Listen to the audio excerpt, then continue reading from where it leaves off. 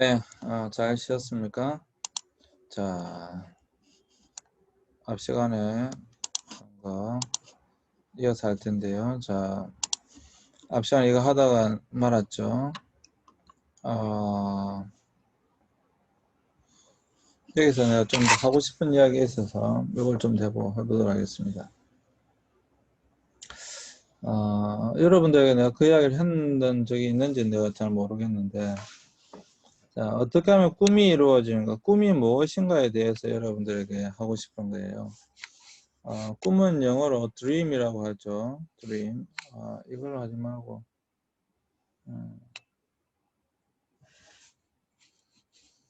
여기다 할까요? 예, 꿈은 영어로 dream이라고 합니다.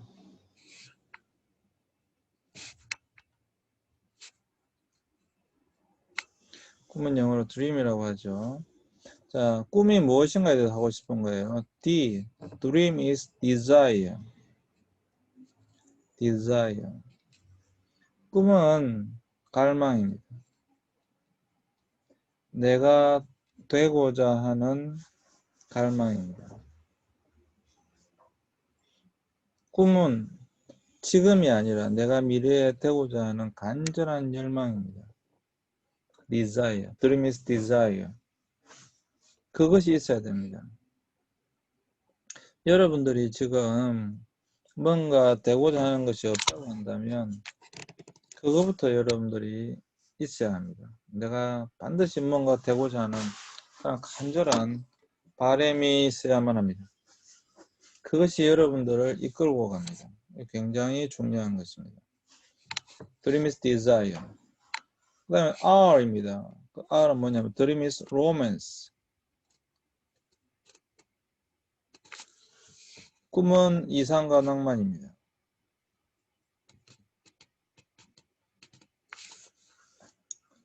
꿈은 현실이 아닙니다.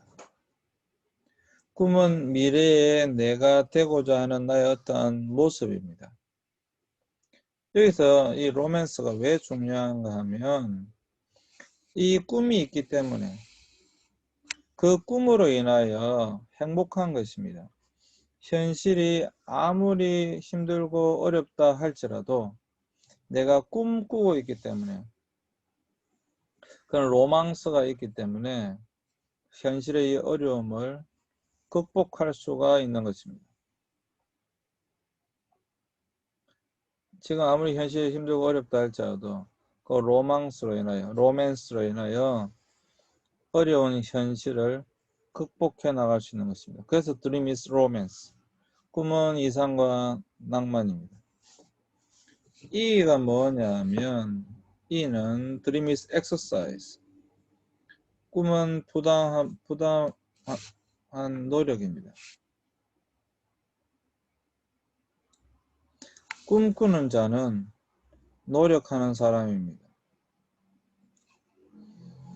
많은 학생들에게 지금은 사실 요즘은 그렇지도 않지만 많은 학생들에게 영어를 어떻게 하면 잘할 수 있어요? 라고 물어보면 영어는 계속해서 듣고 말하면 된다 라고 이야기를 해줍니다. 여러분 우리나라 사람은 한국에 태어났기 때문에 머리가 좋든 나쁘든 한국말을 합니다. 그 말은 무슨 말이냐면 말이라고 하는 것은 머리가 좋고 나빠서 잘하고 못하는 것이 아니라 그 나라에 태어났기 때문에 많이 듣고 많이 말을 하면 말을 할 수 있다라고 하는 것이에요. 미국 사람들은 다 똑똑해서 영어를 잘하는 것이 아니잖아요. 그냥 미국에 태어났기 때문에 영어를 잘하는 거잖아요. 그러니까 무슨 말인가 하면 꿈을 이루기 위해서는 그냥 부단하게 노력하는 거예요. 꿈은 부단한 노력입니다. 꿈을 꾸는데 노력하지 않는다. 그거 갖다가 망상이라고 합니다. 그건 진정한 꿈이 아닌 거죠. 헛된 망상이죠. 진정으로 꿈꾸는 자는 노력하는 사람입니다.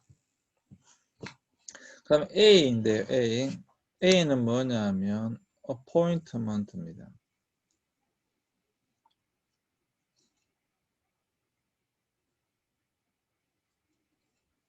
Dream is appointment. 꿈은 약속입니다. 누구와의 약속이냐 하면 나 자신과의 약속입니다. appointment. 이게 지금 하나인 것 같아요. appointment. 꿈은 약속입니다. 꿈은 나 자신과의 약속이에요. 다른 어느 누구와의 약속이 아니라 나 자신과의 약속입니다. 그래서 더 진지하고 성실해야만 합니다. 마지막 M은 뭐냐? Dream is mirror. 꿈은 거울입니다. 이 꿈은 나의 미래를 비춰주는 거울입니다.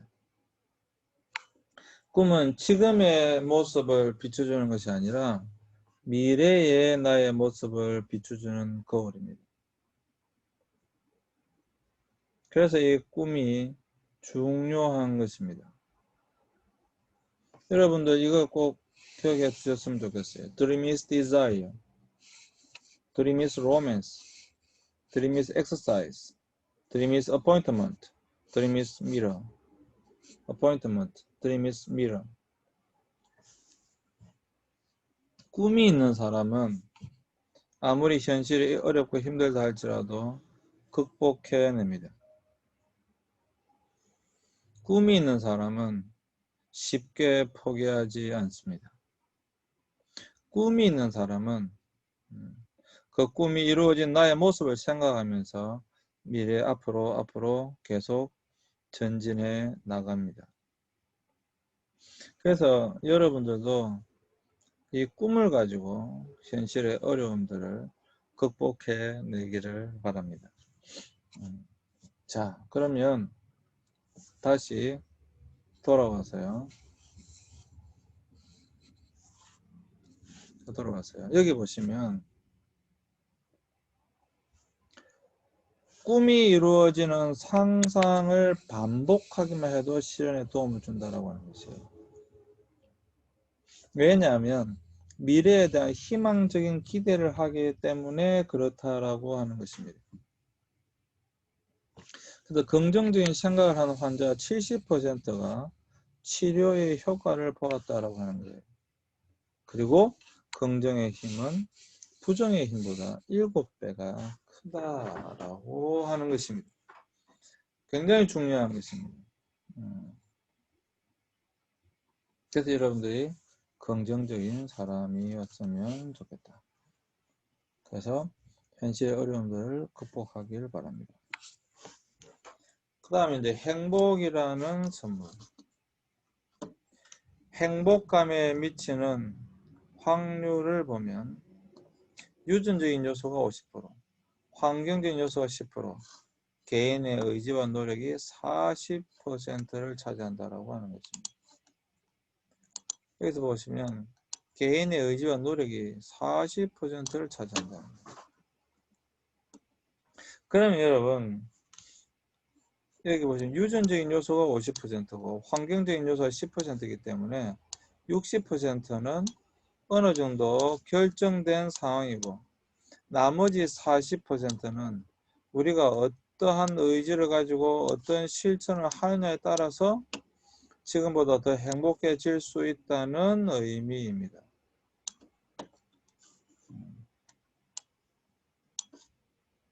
그러니까 우리가 정말로 행복해지기를 원한다라고 하면 우리 유전적으로 태어난 요소도 있을 것이고 환경적인 요소도 있지만 무려 40%는 우리가 어떠한 의지를 가지고 있느냐가 중요하기 때문에 지금 우리가 어떠한 노력을 하느냐가 훨씬 더 중요하다라고 하는 것입니다. 우리가 어떠한 모습을 가지고 있는 지금 어떠한 의지를 가지고 어떤 행동을 하느냐가 훨씬 더 지금 우리가 행복해질 수 있다라고 하는 것입니다. 훨씬 더 행복해질 수 있다고 하는 거예요. 그래서 진정한 행복의 의미에서 행복의 요소가 뭐냐 하면 첫 번째 행복의 요소는 즐거운 삶입니다. 두 번째 행복의 요소는 자기실현, 즉 자아를 펼치는 삶입니다. 마지막으로 중요한 요소는 의미 있는 삶입니다. 아까 내가 이야기했죠. 행복이라고 할 때 단순히 돈 많고, 물론 여기서 말하는 즐거운 삶, 그게 이제 거기에 포함되겠죠. 돈이나 좋은 차나 좋은 집이나 이런 것들이 뭐 여러분 무시할 수는 없습니다. 여기에 포함되겠죠, 당연히. 근데 더 중요한 것이 있는데 그것이 무엇인가 하면, 행복의 요소에 굉장히 중요한 것이 무엇인가 하면 바로 자아를 펼치는 삶이다라고 하는 거예요. 오히려 이것이 더 중요하다라고 하는 거예요. 자아실현, 자아실현. 그리고 자아실현보다 더 중요한 것이 아까 제가 말한 것처럼 의미 있는 삶이라는 거예요. 의미 있는 삶. 의미 있는 삶이 굉장히, 지금 내가 내 삶 가운데 어떤 의미가 있느냐, 이 의미 있는 삶이 굉장히 중요하다라고 하는 거예요. 이것이 사실 어떻게 보면 진정한 의미에서 행복의 요소다라고 하는 거예요. 돈 뭐 무시할 수 없습니다. 분명히 말씀드리지만 무시할 수 없습니다. 좋은 집, 좋은 차, 어떤 그런 것들, 그럼요. 무시할 수 없습니다. 그러나 여러분, 더 중요한 건 자신의 자아를 펼치는 겁니다. 그리고 결국에는 이것이 어떤 의미를 가지고 있느냐입니다. 어떤 의미를 가지고 있느냐. 이것이 훨씬 더 중요한 것입니다. 그래서 어떻게 하면 이런 의미 있는 삶을 살 수 있을 것인가에 대하여 우리는 많이 고민해야 되고요. 어떻게 보면 자신의 꿈이라고 할 수 있죠. 어떻게 이것을 펼쳐나갈 것인가. 이것에 훨씬 더 우리는 여러분 더 중요한 의미를 두고 해 나가야 된다라고 하는 것이죠.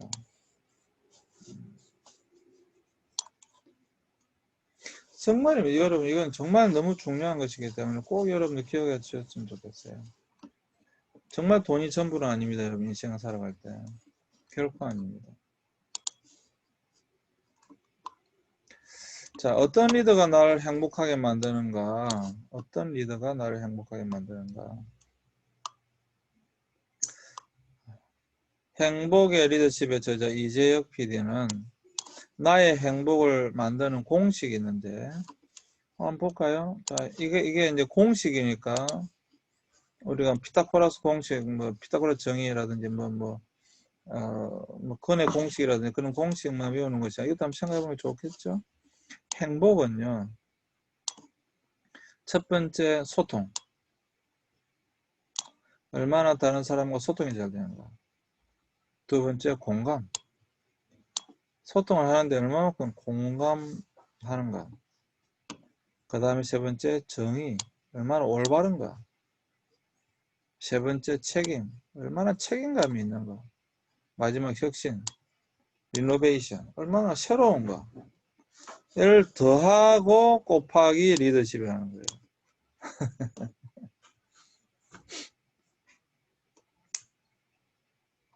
그러면 여러분, 사실 어떻게 보시면 여기서 보세요. 가장 중요한 게 뭐예요? 일단 리더십이죠. 리더십. 그죠? 마지막에 리더십을 곱하는 거니까 리더십이 가장 어떻게 보면 가장 중요하다고 볼 수 있겠죠. 그런데 이 리더십이 중요한데 여기 보시면 소통, 공감, 정의, 책임, 혁신. 소통, 공감, 정의, 책임, 혁신. 이런 것을 더한 것에 리더십을 곱하는 것이다.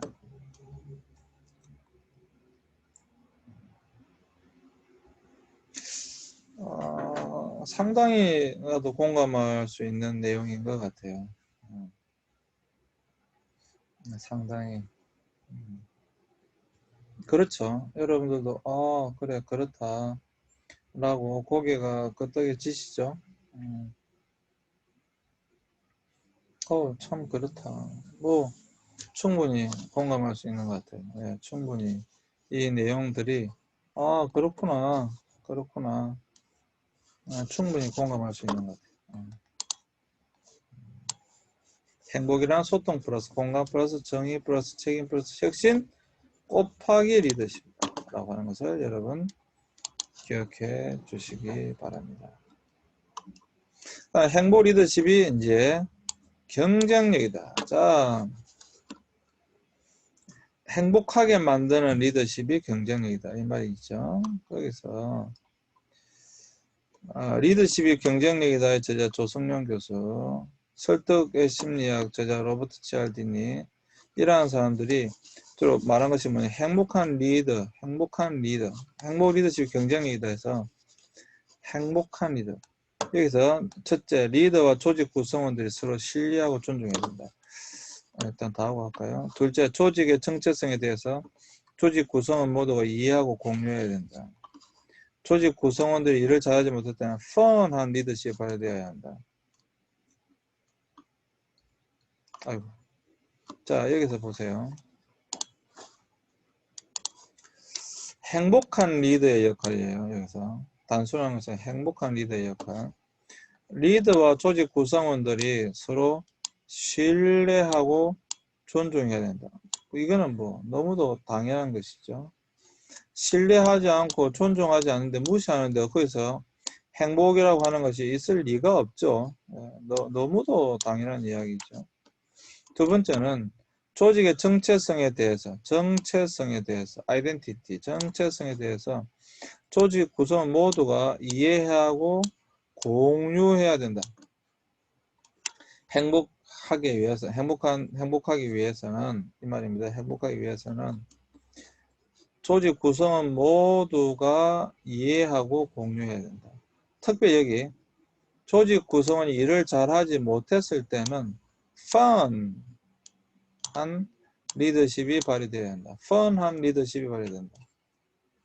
즐거운 리더십이 발휘되어야 된다. 내가 이게 참 약한 것 같아요. 어떻게 하면 행복하게 해줄 것인가, 즐겁게 해줄 것인가. 물론 나도 학생들과 함께 여행을 많이 다니고 야외 수업도 많이 하고 영화도 같이 많이 보고 그렇게 해요. 근데 조금 이렇게 수업 시간에 이렇게 수업할 때 좀 더 이렇게 유머러스하게 나 참 그걸 하고 싶어요. 좀 더 이렇게 유머러스한 이런 수업을 좀 하고 싶은데 그게 그래 좀 잘 안 된다 이 말이죠. 좀 더 이렇게 특별히 좀 지쳐 있고 힘들어서 또 어떤 문제 때문에 또 뭐 스트레스 때문에 일을 잘하지 못할 때 이때 좀 좀 이렇게 뭔가 재미있게 그 상황을 반전시키고 다 같이 좀 더 일을 할 수 있는 분위기로 이끌어갈 수 있는 거. 이게 펀한 리더십이거든요. 그런 게 필요한데 이게 그런 걸 잘 못한다는 거죠.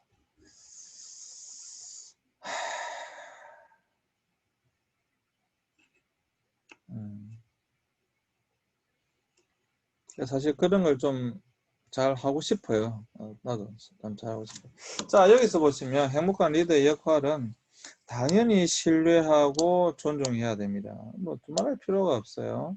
그리고 조직의 정체성에 대해서 조직 구성원 모두가 이해하고 공유하고 있어야 합니다.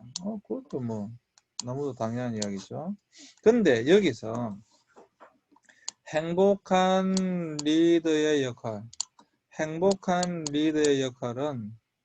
여기서 요 두 가지만 있어서는 안 된다. 요 두 가지만 더해져야 되는데 그게 뭐냐, 조직 구성원이 일을 잘하지 못할 때 대부분 어떻게 합니까? 굉장히 윽박지르고 뭐라 하고 막 우리 드라마 보면 뭐 그렇잖아요. 뭐 인격도 무시되어지고 그러잖아요. 조직 구성원이 일을 잘하지 못했을 때 뭐가 필요하냐, 아주 펀한 리더십이 필요하다. 펀한 리더십. 펀한 리더십이 발휘되어야 한다. 이것이 필요하다라고 합니다. 펀한 리더십.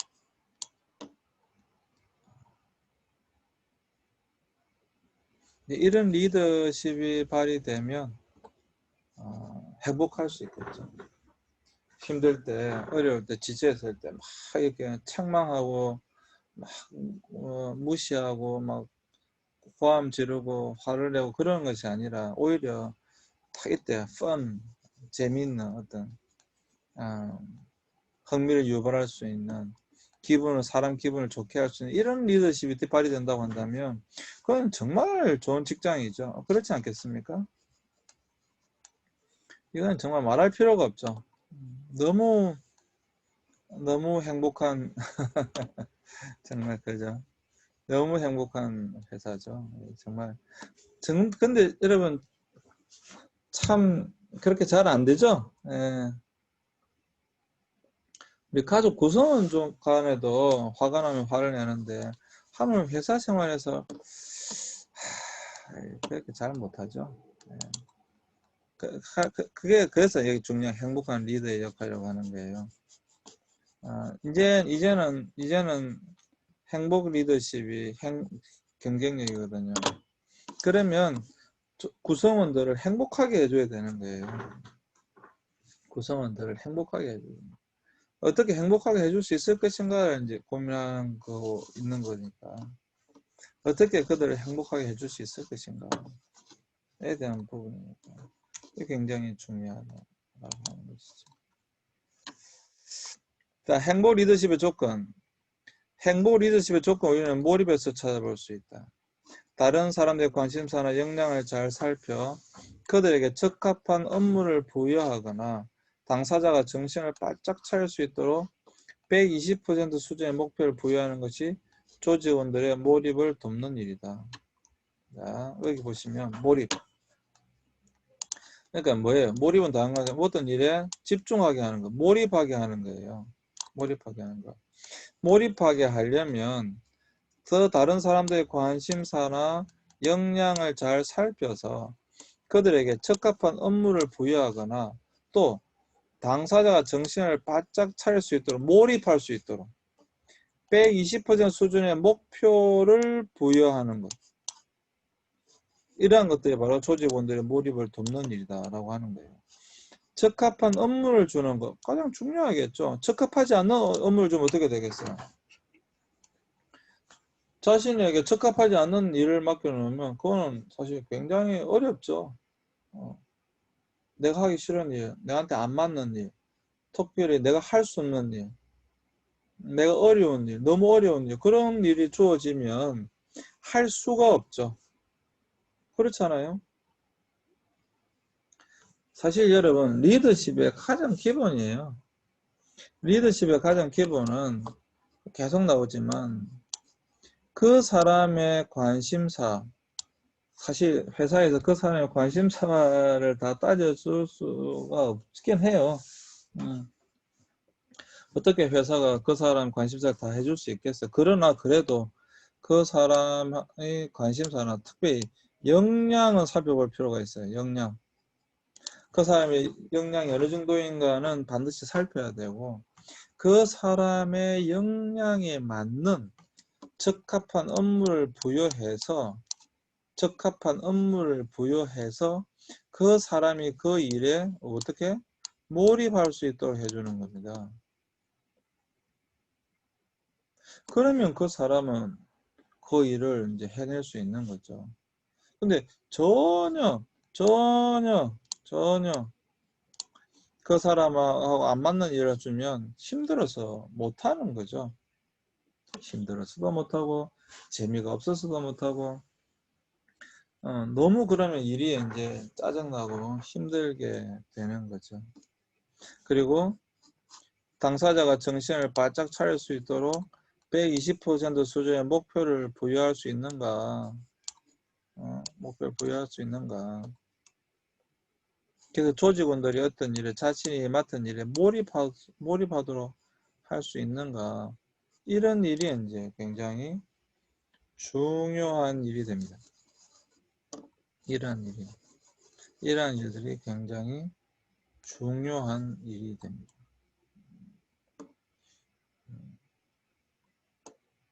그래서 여러분, 행복 리더십. 오늘 배운 거 잘 생각해 보시면서요. 행복 리더십. 이제 리더십은 단순히 지시하고 명령하고 따라오도록만 요구해서는 안 된다라고 하는 것을 말씀드리고 있는 거예요. 이제 그러한 리더십만으로는 어렵습니다. 단순히 지시하고 따라와라 라고 하는 것만으로는 어렵습니다. 사람들을 조직원들을 행복하게 해줘야 됩니다. 미안합니다. 행복하게 할 때 그 조직이 훨씬 더 큰 성과를 낼 수가 있습니다. 그래서 앞으로는 더더군다나 이 행복 리더십이 굉장히 중요한 리더십이 될 겁니다.